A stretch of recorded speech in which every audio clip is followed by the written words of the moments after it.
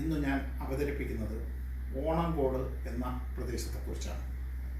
തിരുവനന്തപുരം ജില്ലയിലെ കാട്ടാക്കട താലൂക്കിൽ ഉൾപ്പെട്ട പൂവച്ചൽ പഞ്ചായത്തിലാണ് ഓണംകോട് എന്ന പ്രദേശം സ്ഥിതി ചെയ്യുന്നത്. 16-ാം നൂറ്റാണ്ടിൽ പൂവച്ചൽ പ്രദേശം നെടുമങ്ങാട് പെരുന്തളിയിൽ ഉൾപ്പെട്ടിരുന്നു. അക്കാലത്ത് നെടുമങ്ങാട് പെരുന്തളിയുടെ കീഴിൽ 3000 ഭടന്മാർ ഉണ്ടായിരുന്നു.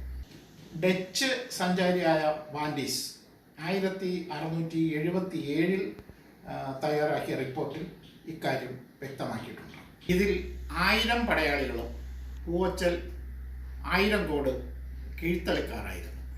ഇവരുടെ പ്രമാണി ആയിരോൻ എന്നറിയപ്പെട്ടിരുന്നു. ഇദ്ദേഹമാണ് ആ പ്രദേശത്തിൻ്റെ നാടുവാഴി. ഇന്നത്തെ ഇലക്കോട് വാർഡിൽ ഉൾപ്പെട്ട ഇടക്കാവിന് സമീപമായിരുന്നു ആയിരംകാടിൻ്റെ ആസ്ഥാനം. ഇതിനടുത്തുള്ള പുലിപ്പാറയിലാണ് ആ ദേശത്തിൻ്റെ ഗ്രാമദേവൻ കുടികൊണ്ടിരുന്നത്. ഇവിടെ വലിയൊരു കാവുണ്ടായിരുന്നു. പലിപ്പാറയാണ് പിൽക്കാലത്ത് പുലിപ്പാറയായി മാറിയത്. പലി എന്നാൽ ദേവതകൾ കുടിയിരിക്കും കാവ് എന്നാണ് അർത്ഥം. ആയിരംകോട്ടെ ഓണപ്പടപ്പോര് ഒരു കാലത്ത് പ്രസിദ്ധമായിരുന്നു. പടയാളികളുടെ യുദ്ധപാടവം പോഷിപ്പിക്കാൻ ഏർപ്പെടുത്തിയ ഒരു സമ്പ്രദായമായിരുന്നു ഇത്. പുതിയ ഭടന്മാരുടെ അരങ്ങേറ്റം, പടശേഷി, ആയുധ പ്രദർശനം എന്നിവയൊക്കെ ലക്ഷ്യമിട്ടാണ് പടപ്പോര് സംഘടിപ്പിച്ചിരുന്നത്. പടപ്പോരിൽ പലർക്കും പരിക്കേൽക്കാം, ചിലപ്പോൾ ജീവൻ തന്നെ നഷ്ടപ്പെട്ടേക്കാം. കളരികൾ തമ്മിലും ഒരു കളരിയിലുള്ളവർ പരസ്പരം മത്സരത്തിലേർപ്പെട്ടിരുന്നു. ചിങ്ങത്തിലെ ചോതിക്ക് തുടങ്ങുന്ന കളി 4-5 ദിവസം നീണ്ടു നിൽക്കുകയാണ് പതിവ്.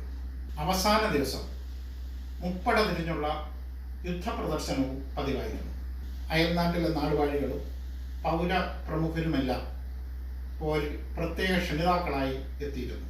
മികച്ച പ്രകടനം കാഴ്ചവെക്കുന്നവർക്ക് സമ്മാനങ്ങൾ നൽകിയും മുറിവേറ്റവർക്കും മരണപ്പെട്ടവർക്കുമെല്ലാം പ്രത്യേക പാരിതോഷികങ്ങൾ നൽകിയും ആദരിച്ചിരുന്നു.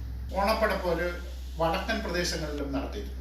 പടകളി, ഓണപ്പട എന്നൊക്കെയാണ് ഇതവിടെ അറിയപ്പെട്ടിരുന്നത്. ബ്രിട്ടീഷ് സർക്കാർ ആയുധ നിയമം നടപ്പാക്കിയതോടെ ഓണപ്പടപ്പോര് നിയമവിരുദ്ധമായി പ്രഖ്യാപിക്കപ്പെട്ടു. തുടർന്നായിരിക്കാം ഓണത്തല്ല് എന്ന വിനോദം ഉടലെടുത്തത്. വിദേശ സഞ്ചാരിയായ ഭാർത്തിയാലമ്മ തൻ്റെ സഞ്ചാരക്കുറിപ്പിൽ ഓണപ്പടയെക്കുറിച്ച് വിവരിക്കുന്നുണ്ട്. പൂവച്ചലിലെ ഓണംകോട് ശാസ്ത ക്ഷേത്രവളപ്പിലായിരുന്നു ആയിരംകോട്ടെ പടനില.